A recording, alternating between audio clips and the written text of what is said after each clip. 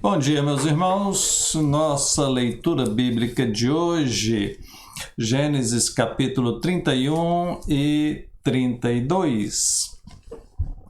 Vamos lá, capítulo 31, Jacó retorna à terra de seus pais. Verso 3, disse o Senhor a Jacó: torna à terra de teus pais e a tua parentela, e eu serei contigo. Então perceba que é Deus quem fala para Jacó voltar para a terra natal dele. Estava tendo problemas com o sogro Labão, e então Deus fala para ele voltar.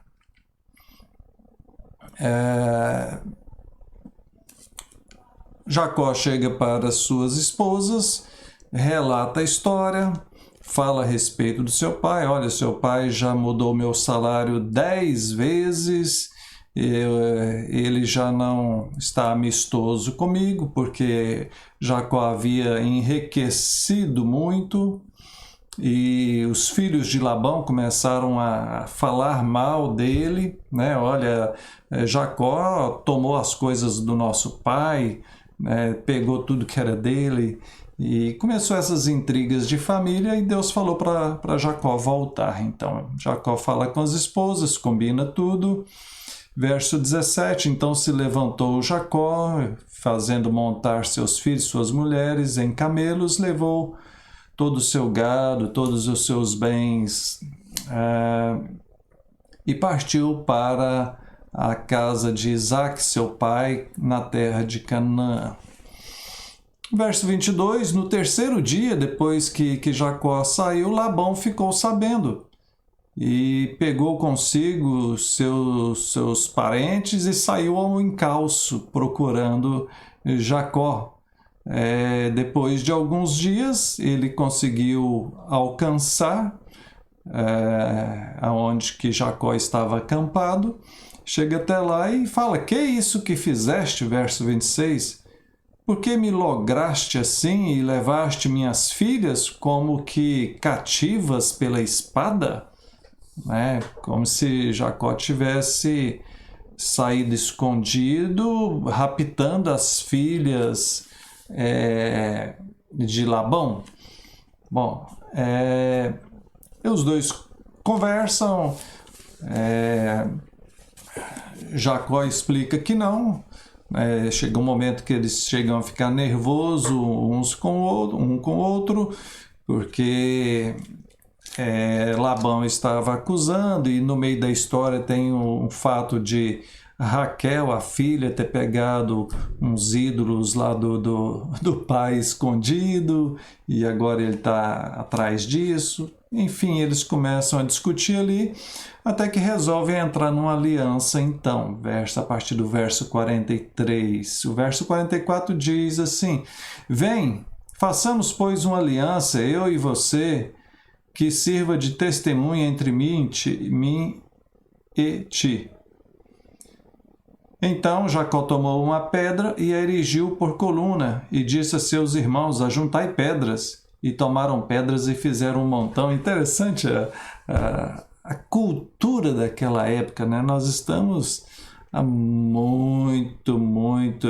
há milhares de anos atrás, né? Que nós temos aqui em torno de 5.000 anos atrás. Então veja, o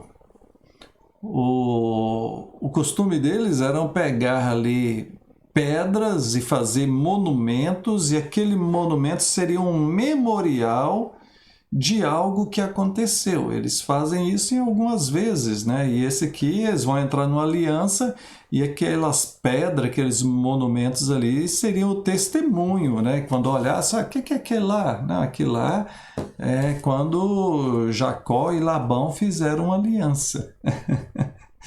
Né? Legal essas coisas.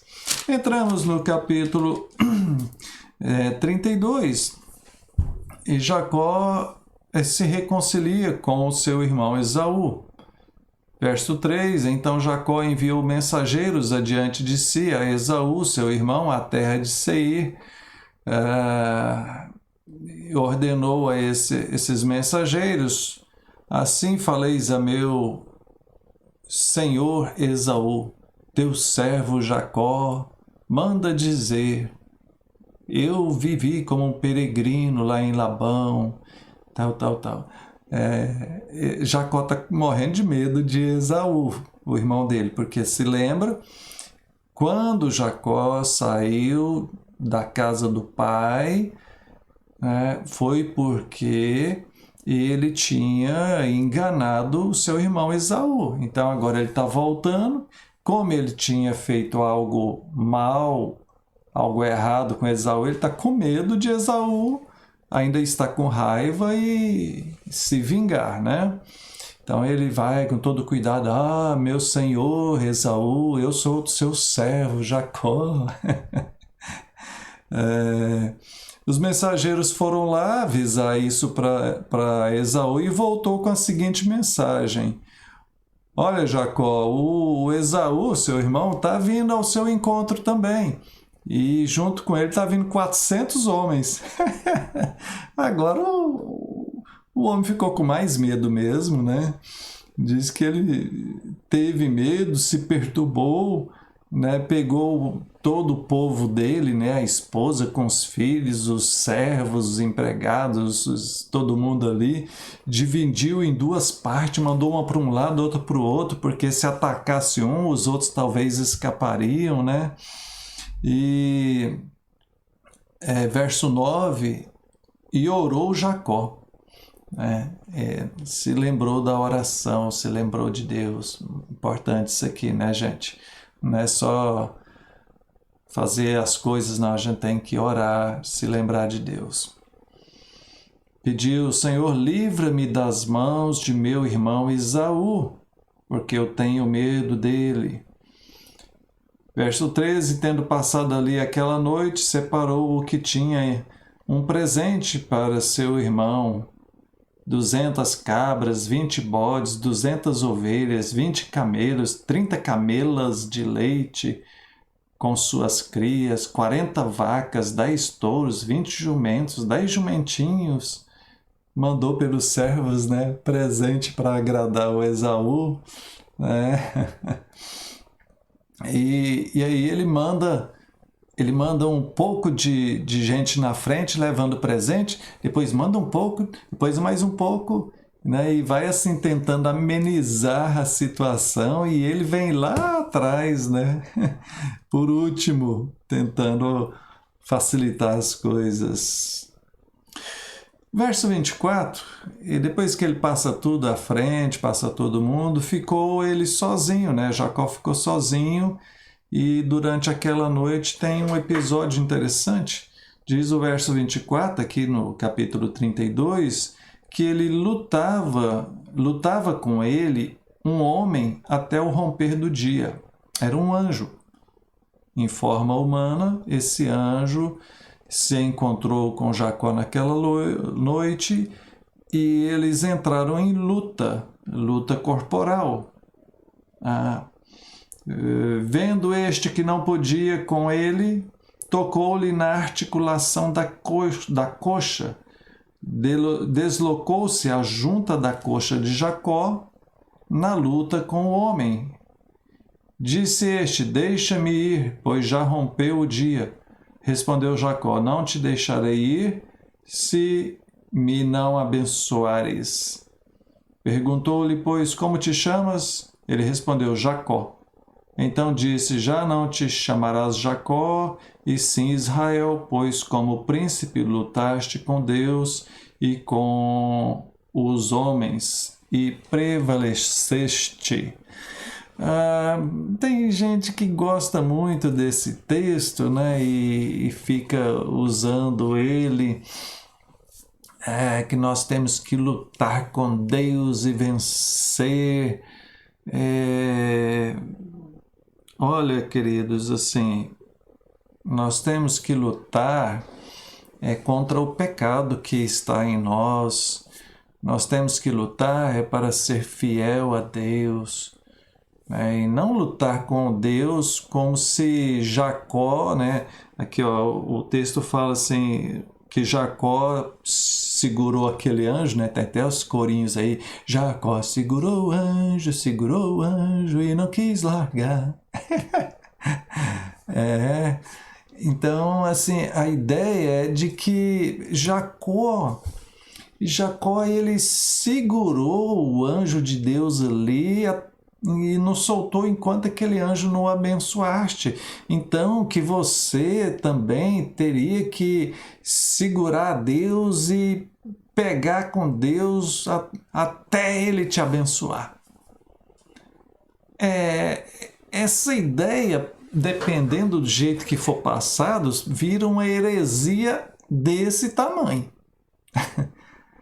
Porque pode passar a ideia de que é o seguinte, olha, a gente vai fazer Deus, obrigar a Deus nos abençoar. Porque foi isso que Jacó fez. Então, você tem que entrar em oração com Deus, em batalha espiritual, e vai daqui, vai dali, e o Senhor me abençoa, o Senhor me abençoa, o Senhor me abençoa, senão eu não vou parar.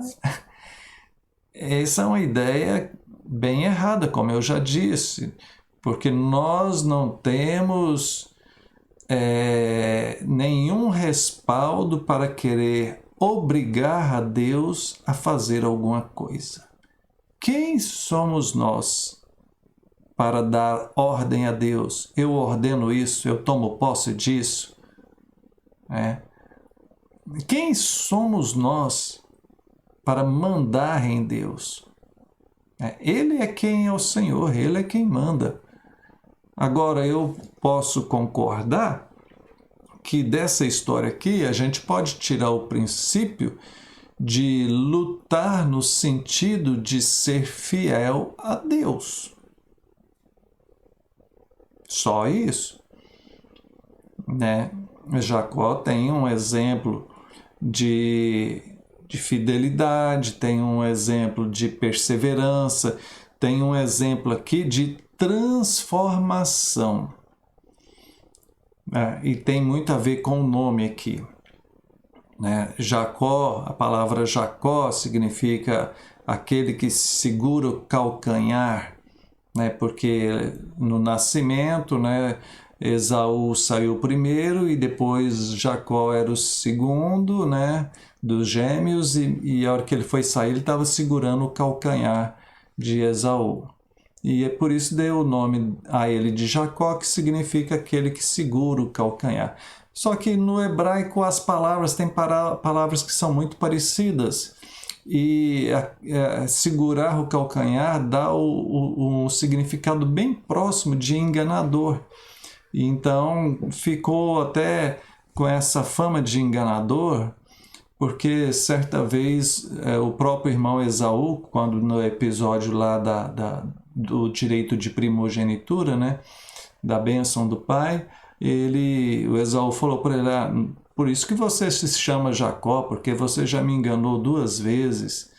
Mas era um trocadilho, porque a palavra, aquele que segura o calcanhar e aquele que engana, é bem parecida. Então era um trocadilho. Então, Jacó ficou com essa fama de enganador e realmente ele enganou seu irmão. E agora Deus está trocando o nome dele aqui, olha, veja só, verso 28, já não te chamarás Jacó, e sim Israel, pois como príncipe lutaste. E aí o nome Israel significa príncipe, lutador, aquele que vence, dá a ideia de algo nobre. Então, Jacó nessa experiência aqui, não apenas nesse episódio aqui dessa noite, mas em toda a sua transformação, em como que Deus o abençoou quando ele passou o tempo lá com seu sogro Labão, de como que ele foi correto, trabalhador, e Deus o prosperou, e agora ele reconciliando com seu irmão, e o que Deus vai fazer na vida dele daqui para frente, né? É dele, Jacó, que vem as 12 tribos, e então ele se torna um dos patriarcas, né? Abraão, Isaac e Jacó. Então, nós temos aqui um momento de transformação na vida desse homem. E o exemplo que pode se tirar aqui é disso, de transformação, daquele que era enganador, usurpador, para aquele agora que é um príncipe, que é um lutador, né? Então, queridos, nós vamos parar por aqui e eu deixo essa mensagem, que você também tenha uma transformação, que você lute não para tentar conseguir alguma coisa à força de Deus, não largo o Senhor enquanto o Senhor não me der isso ou aquilo, não é isso. Mas é no sentido seguinte, é de lutar para permanecer na presença de Deus e para ter a sua própria vida transformada. Se Deus fosse dar um nome para você que representasse o seu caráter, a sua personalidade e a sua fé, que nome que Deus daria?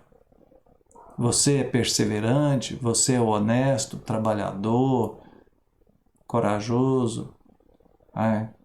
Que nome representaria bem você hoje? Vamos orar? Pai querido, louvado seja o Senhor. Obrigado por Tua palavra e por tudo que ela nos ensina e esclarece. Muito obrigado. Em nome de Jesus. Amém. Amém. Uma boa semana. Que Deus te abençoe.